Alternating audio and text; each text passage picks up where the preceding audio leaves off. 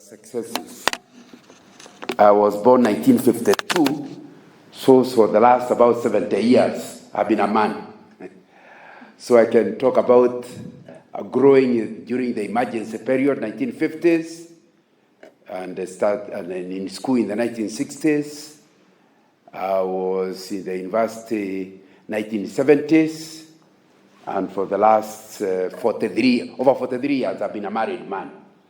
So we can talk about all those experiences.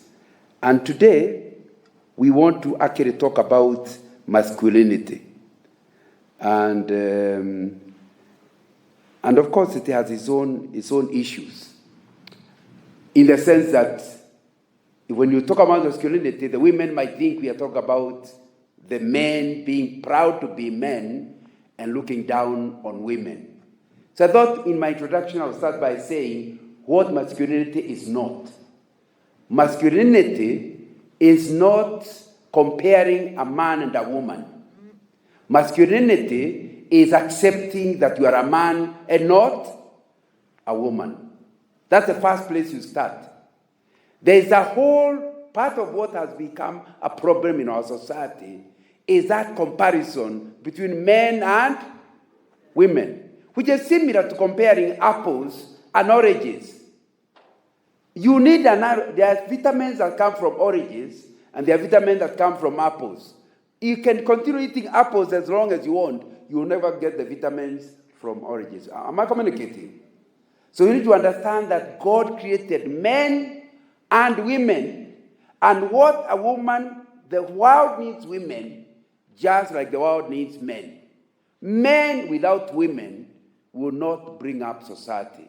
And women without men will not bring up society. That's why it's not our topic today, but I really sympathize with when I hear very educated women being told, whatever a man can do, finish for me, whatever a man can do, a woman can do even better, which is total nonsense. Unfortunately, this nonsense is being talked by very educated people. Now, let me ask, you here have been married for over 43 years, but I have never been to maternity. Not because I have refused or I'm afraid, but because I can't. There has never been a man who ever gave birth to a child. So when you say that whatever a man can do, a woman can do, surely something is wrong somewhere. Because God is the one who created us to be different. And we need each other. I repeat myself, men cannot do without women, women cannot do without men. Because God is the one who made us like that. And I believe, when you say whatever a man can do, a woman can do, just try to serve our child. Put a group of women there, and they can do whatever men can do. Will there be any child ever born? I mean, it's biologically not difficult, but impossible. So you need to understand that you as a man, if you are talking about positive masculinity, is to accept you are not a woman, but you are not better than a woman, you are not worse than a woman, you are simply different from a woman. That's the main message I have come with. And be proud that God created you a man, and you know that there is something expected of you that will only be done there.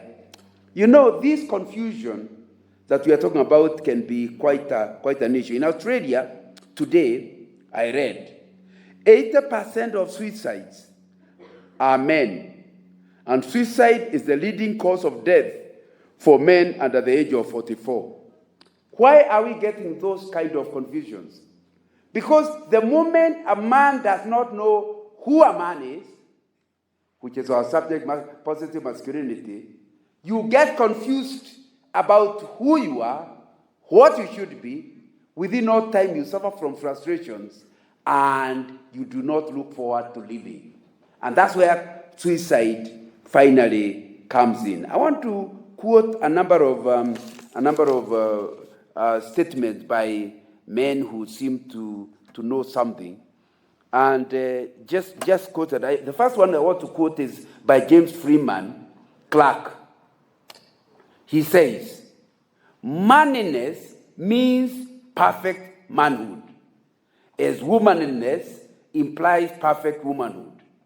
Manliness is the character of a man as he ought to be, as he was meant to be. In other words, if you really are going to have positive masculinity, Mr. Clark is saying, be what God created you. You did not create yourself, and you are not created by your wife. You are not created by society. You are created by God. Find out, why did God create you? That's what you ought to be. And then live that way, irrespective of whether society accepts you or not. What matters is, does God accept you? Because he's the one who created you and knows well. I like also what John Ruskin says. A man is one whose body has been trained to be the ready servant of his mind. Ready servant of his mind. Whose passions are trained to be the servants of his will. Who enjoys the beautiful, loves truth, hates wrong, loves to do good, and respects others as himself. He is saying, if you really have what we are calling positive masculinity, you must train your body to be a ready servant of the mind. In other words, you do not do what your body wants. You do what is right. You don't say, if you are really having positive masculinity, it's known by the fact that your body does not lead your mind. Your mind leads your body. Give an example of masculinity gone wrong. Human beings are very different from animals. And because human beings are different from animals, we don't behave like that. I grew up in the village, and I can tell you, you do not have, as you are growing as a child, within no time you know what it means for a cow to be on heat. When a cow is on heat, those of you from town, forgive me, you will not understand these things. But when a cow is on heat, it will jump over the fence to go wherever to look for sexual favors. Now, and it can't help itself. Because it's an animal. It operates, the body is the one that's leading, not the mind. So when you find a man who rapes a woman, you are finding a man who has lost his masculinity. Why? His body, sexual attraction, is leading the way rather than his mind. With his mind, he has the ability of being attracted by a woman who has dressed in a certain way, maybe she's a prostitute, and wants to woo him in, but the mind says no. And you'll not do what the body says, he will do what the mind says. That's how you know that you are positive masculinity. The moment you start discovering yourself, doing things that your body tells you to do, and your mind cannot take it, in other words, the body overrides the mind, you are losing your masculinity. And that's very important. It's the same thing if you are walking in the streets of Nairobi, you are very hungry because last night you did not eat. And as you are watching, there is a place with some chips. And the smell makes you very hungry. Now, obviously, you have to make up your mind. Do you steal the street? Are you going to steal the chips or wait until you arrive home? The mind tells you it is wrong to steal. You might end up in committee. You tell yourself, I'll go hungry. After all, a man cannot die in one day and go home. When we therefore talk about positive masculinity, is the idea of the body being controlled by the mind. Don't say, Brother Ngang, what could I do? No, my friend, if you truly are a man, the way God created you, you will be the kind of a person who can give an answer for everything you do. You say, but my wife provoked me. That's why I hate her.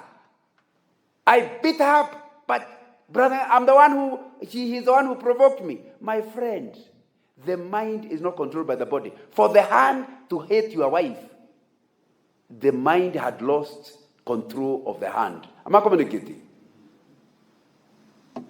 A friend of mine the other day told me about a mutual friend who beat up his wife, and then it was so bad, he had to put the wife in the car and rush her to Nairobi hospital. And he paid very heavy bills. Do you think he intended to pay the bills? It is the mind that lost control, and the body did what the mind had not told it to do. And it's important to understand then, this morning, as we talk about masculinity, what John Ruskin is saying is very, very important. Your body has to be trained to be the servant of your mind. So you must be able to say, don't ever do something and say, I just did it. Now, you are not an animal. Animals are the ones who operate with reflex. You are a man. You know, a lion may be male, but it has no control. It acts on reflex. You are a man, a human being. You have the ability of stopping yourself from doing what the body says you should do.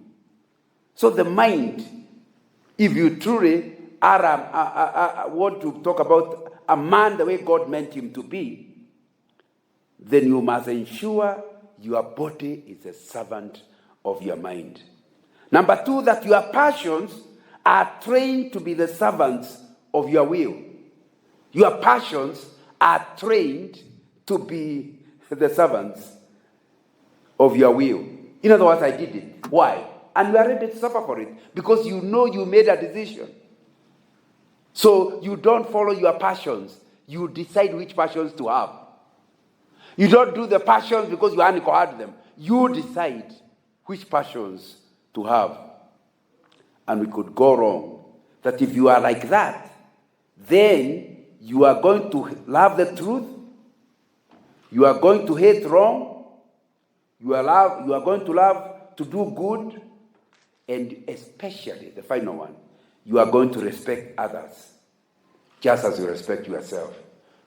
You know, Jesus said, love others as much as you love yourself. What that means, before you love others, first of all, love yourself. Because the standard of how you are to love others is how you love. But you know, many people don't even love themselves. When you wake up and you don't even have a bath, when you eat wrong things, when you put yourself with a bottle, alcohol, a lot of men are in it, and yet they tell you that alcohol is a poison. That's why your liver has to work on it to remove the poison. The more alcohol you do, the more work you are giving the liver. So that most people who take a lot of alcohol end up with the damaged livers. Am I right? So when you take it, what are you really talking about? You don't love yourself. That's why you mess yourself up. Yesterday, I was in a seminar where I was talking to old people. You know, many of them, I'm 70, many of them were older than me. And they wanted us to talk about life in retirement. That was what I was talking about. That's what I was dealing with in the seminar. And I was telling them, you hate yourself when early in your marriage life, you mistreat your wife. And because women seem stronger in old age than they were in the younger ones, a time reaches where even if you wanted to beat her, you have no ability. You are totally dependent on her.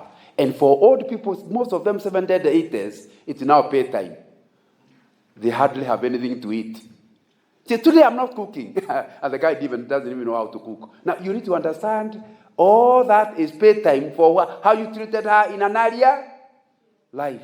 So you need to understand, if you love yourself, of necessity, you will treat her well all the days of your marriage. And because you are friends, in old age, you will be helpful to one another, like I was telling them yesterday. So it begins by you loving yourself. And because you love yourself, and you are being taught to love others the way you love yourself, then you'll understand what it means to love somebody, to love somebody, and you treat them well. It is not positive masculinity when you hurt others. Because the more you hurt them, the more ultimately you hurt yourself. There are parents who do not invest at all in their children, except pay school fees. I think that's what I had somebody say. My friend, if you have chosen, when your children are growing up, you have chosen to be a bank.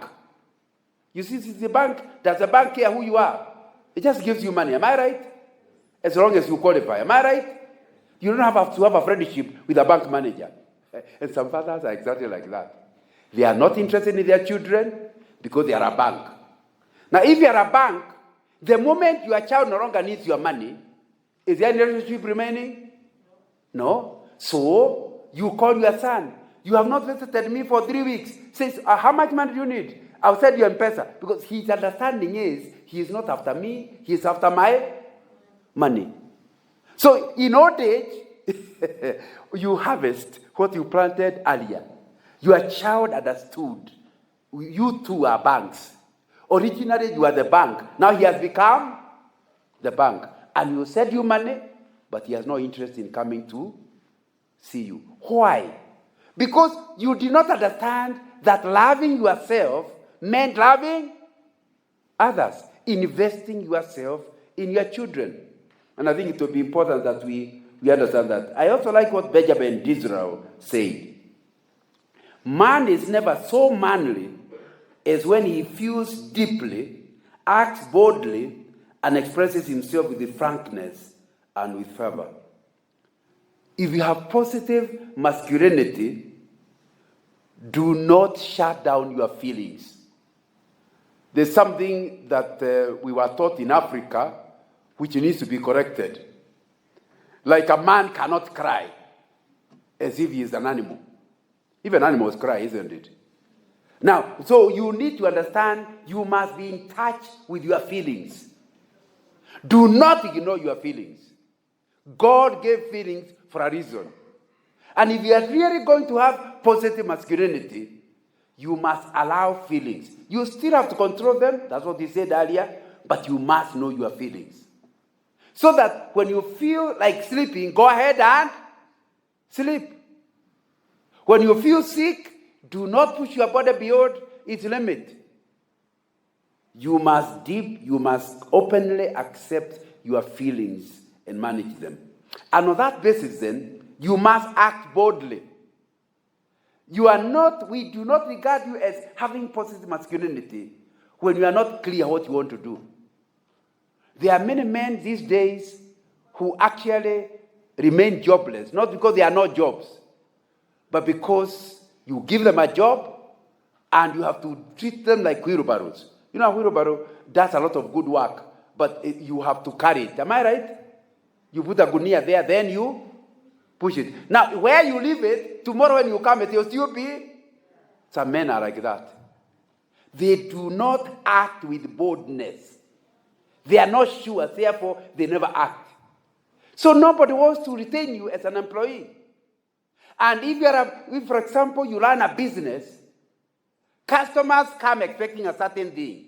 But because you are not sure what to do, your food is not, if you are running a restaurant, your food is not clear. You are not bold enough to know customers need this type of food, I'll produce it. And if it fails, then I'll go to another one. But I believe this is the right thing. Acting with boldness.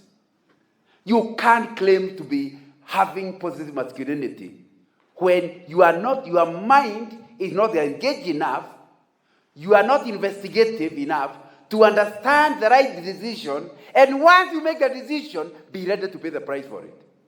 Acting with boldness means I'm ready to pay the price, even if it's a wrong decision.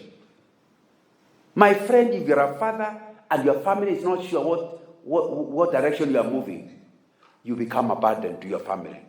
If you're an employee and you're not clear where you want to go and how you want to go, you become a burden. If you're in business, your customers are in trouble. Positive masculinity means you not only feel deeply, you also act boldly. And thirdly, you must learn to express yourself. In earlier years, we used to hear of women giving what is called the silent treatment. Ever heard of it? Are there married men here? Yeah. a silent treatment. Your wife is not telling you anything. She pushes the food to you. And for a week, you have no idea whether you have done wrong. What's the problem? It's called the silent treatment. That's the way to kill a marriage. But we used to talk to women about it. Now it is men who are having the silent treatment, keeping quiet. That is opposite of positive masculinity. Men are not in that category. I don't know why we are becoming feminized. You are clear. If somebody has hurt you, tell them lovingly but clearly, I don't like the way you acted last week. Don't be silent. 5 years later, when you say, do you remember when my mother visited? You look at her badly. Now, why can't you have said immediately? Why do you wait until 5 years later? You need to understand, if you truly are a man, you actually express yourself. You say exactly what you mean. People might hate you for it, but you are ready to face the consequences because you want them to know where you stand. Men are not guests. They tell you exactly where they are going and what they mean. You can disagree with them, but they know. You know, it's very difficult to live with a person who always reverts to the silent treatment. Male masculinity, which we're talking about, is where they are clear. You do not guess them. They express themselves very well. Not only do they express themselves, they tell the truth. They have frankness with the fervor. In other words, a truly masculine man cannot mislead his wife or mislead the children. If he has no money, he tells them, I have no money. He doesn't pretend that he has money. It's only recently I was involved in an in-law, people that are going to get married in December. So there were several wazés trying to advise the young man. And one man explained that the thing, when he got married, the thing he never wanted the wife to ever know is his salary slip. It was guarded like gold. Because he soon discovered the wife's salary was higher than his. So it was kept top secret. It had to be hidden under the bed somewhere. The salary slip was never to be seen by the wife. Now the trouble is, the wife, thinking that she has married a big husband, kept asking for things that the salary could not buy. And it created a lot of havoc. That lack of frankness. It is not positive masculinity. Just tell her the truth. If she's leaving you, the earlier, the better. Because why should you suffer and then she leaves still? Be frank. Now, my friend finished the story by saying, unfortunately for him, he finally got a scholarship to go abroad and therefore needed to leave the bank details with the wife because the salary was still going there. Now, he can't withdraw it. And those are the earlier days. It's not where you could operate it from outside the country. He said, I'm done. Now you know. Anyway, he realized there's no alternative.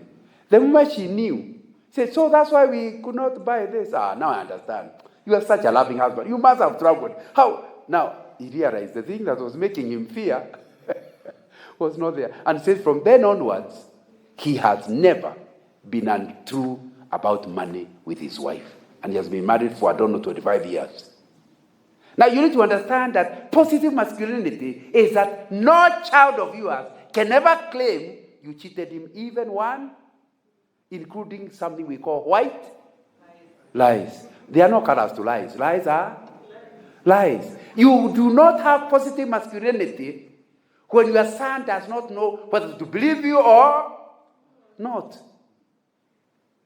Or your wife had to do a PhD research on why you are coming late in the evening. Because one day you say, I was late at work. The next day you say, we are with the boys. Another day, she knows all those are stories. But what about if you are to be somebody who has this frankness? It makes your work very easy. I've written a book called Integrity, the Litmus of Good Leadership. And I argue that if you truly are a man of integrity, your life is very simple. If I meet you in Mombasa and ask you, where do you come from? And you want to impress me, so you say, I come from the city. Now, next time we meet in Kisumu, I ask you, I've forgotten, where did you say you come from? Of course, you can't remember. Now you are struggling. Where did I say? But if I had told you from the beginning, I come from a village called Jabine. Whether you wake me up from sleep, it will still be Jabine. Can you see how simple life is? Positive masculinity is not complicating your life by trying to pretend what is not true. You are frank. And I can tell you, this positive masculinity attracts friends, it attracts women, it attracts children, it attracts jobs, whether it's an employee or in business. You don't have it, you just complicate your life, and my friend, you end up with a lot of trouble for the rest of your life. John Eldredge says, it was men who stopped slavery. You remember the guy who led the fight against slavery? What was he called? William Wilberforce. Oh, you didn't do history. It is men who stopped slavery. It was men who ran up the stairs in the Twin Towers to rescue people. You remember the Twin Towers in America? The people who, after the collapse, were running to rescue the dying. They were men. It was men who gave up their seats on the lifeboats on the Titanic. In other words, you see the boats were too few. So it would be a man who would allow the woman to jump onto the lifeboat. He ended up in the water and they died. Men are made to take risks and live passionately on behalf of others. Positive masculinity is that, and that's what attracts women to men. The idea that he is willing to die. He cannot allow the woman to die, and he survives. He wants to live his life. What excites a man is to live his life for his family. If you are the other way around, and now we are having so many men who are being fed by their wives. Have you heard of them? Yeah. The boss annoys him. He says, you can't annoy me. He comes home and says, I resigned. To eat what? Says, but you have a salary. Now, for a man who wants to be fed by the wife, it's a contradiction of positive masculinity. Because the way God created us, he created us with a desire to help others at our own cost. I have to be quick on this one. I am not suggesting that a man cannot lose a job genuinely. It's possible. The only difference is when a man loses a job, he will be fighting to look for another one. Am I communicating? He will be doing everything. And if he has a reasonable wife, even the wife will be helping him to look for a job. Am I right? Because he hates to eat what he has not worked for. It is not in a man to depend on women. But because society has changed, we no longer say that you cannot eat what a woman produces. It's only that you will also be trying to produce your own. There is absolutely nothing wrong with a woman earning a higher salary than a husband. There is something wrong with a husband earning nothing. Did you hear what I said? Positive masculinity includes a hatred for dependency. It is not like a man to become a dependent. That does not mean, I repeat myself, that does not mean you cannot lack a job. It means if you're lacking a job, you will be doing something in the house that contributes to lowering costs and that contributes so that in the evening as you eat, you are also eating your own sweat. It's not contributing much, but it's contributing something. You lose a job, and there is somebody who has been coming to clean the car. You tell your wife, from now onwards, the 300 we have been using, it will be my ugali. I'm the one going to wash the car. Oh, but I've been a CEO. That's irrelevant. I do not want to eat without working. Am I communicating? Yeah. As I look for the CEO job, I'll be washing the family car. Now, when your wife sees you go to that level, guess what it will do? It will make her admire you. It will save the marriage, and you'll even be more committed in your relationship. Would you agree with me? But now, something is wrong. We have not developed our boys to understand about this idea that a man, by nature, seeks to be the one to help others, not the one to be helped. And of course, and because I've ended here and I'm finishing, I was given 30 minutes, and I have a timer so I can see my 30 minutes are finished. Let me be quick because I can see some ladies here. Part of the problem is not with the men. Part is the women. It's not my subject, but I'm digressing. A lot of women were taught wrongly. They were taught that to be a man means to earn more. So the moment her salary increases beyond yours, she thinks you're a woman. Now, surely, you did not marry him because of his salary. You married him because you love him, isn't it? And there are certain things a man, a woman cannot do. Only a man can do, isn't it? The fact that he has lost the job, is he unable to do them? So how can you tell a man he's not a man just because you're earning more than him? And many women, we have to remove that. At mwanaume ni pesa. Mwanaume si pesa. Even a woman can get the money. Am I right? So money is not the one that determines masculinity. It is hard work. Can you see the difference? You know, with these days of affirmative action, if you are employed on the same day with your wife in the same organization, there are greater possibilities you earn a promotion before you. Am I right? When she earns more promotion, is it because she works harder than you? No. It is what we are calling affirmative action. How can you allow that affirmative action to start destroying your own marriage? We must talk to women to understand what we need from men is not the amount of money. It is the fact they are working hard and they are not dependent. So even if a woman earns more, that's irrelevant. I don't have the time to deal with it. But the problem is we have marriages where money never gets married. Only the bed is married. The money belonging to the woman, money belonging to the man. So, and she cannot allow her man to be used by the man. And the man, you know, have you heard of the song that your money, that's a woman singing. Your money is my money, but my money is my money. The more we are together. Now, anyway, let me not finish the song. Where a woman expects your money to be her money, but her money to be only her. That's illogical. Am I right? But some of it is all because of lack of teaching. Masculinity does not mean a man earns more. It means he works hard. If he works hard, but you're earning more than him, that should not affect your marriage at all. And anyway, once money comes into a marriage, it's our money. We budget together. So now nobody suffers because anyway, I've run out of time. My 30 minutes are finished. But I think I want to read one more statement by Frank Abagnale. A real man loves his wife. A real man places his family as the most important thing in his life. Nothing has brought me more peace and content in life than simply being a good husband and a good father. And that's where I want to finish.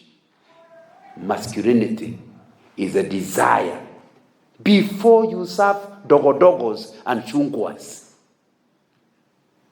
Because that's a sign of bad masculinity. When you hear a man has a lot of chungwas and dogos, it means a man who is more like an animal than a human being. Human beings do not spread all over. They don't go sleep with women everywhere because they have control. Their mind controls their body. Isn't that what you said a little earlier? So it then means you commit yourself to your family. your wife, and your children. And you are assured in old age, like the people I was talking to yesterday. You know, all those people who think are great. You know, once you retire, you may have been CEO before you retired. My friend, after some time, even that company collapses. Am I right?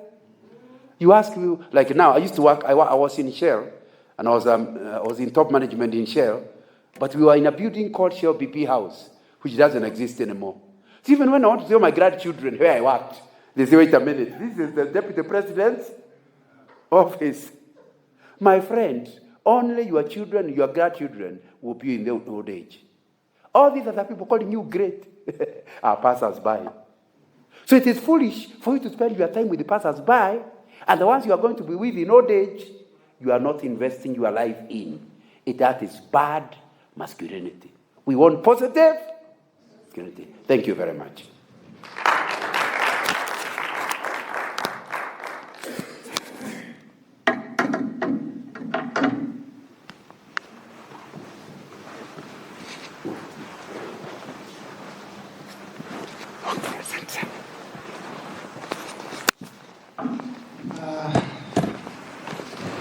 We are honored.